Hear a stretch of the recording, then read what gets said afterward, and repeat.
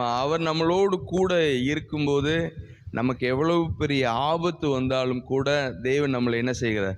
அவர் காப்பாற்றுகிறார். ஆமென். ஆமாம், பிரச்சனைகள் ஆபத்துகள் நெருங்கும் பொழுது தேவன் நம் மீது மிக அன்பு வைத்திருக்கிறார். ஆமாம், நெருக்கம் வருதுன்னு வச்சுக்கோங்களேன், ஆண்டவர் நம்மளை வைத்திருக்கிற திட்டமும் நோக்கமும் பெரியது.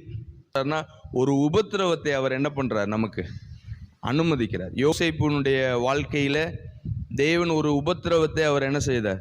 அனுமதித்தார். தகப்பன் தன்னுடைய மகனை எப்படி நேசித்தார்? எல்லா சகோதரர்களை காட்டிலும் அதிகமாக நேசித்தார். அவன் ரொம்ப ஆசீர்வதிக்கப்பட்டவன்.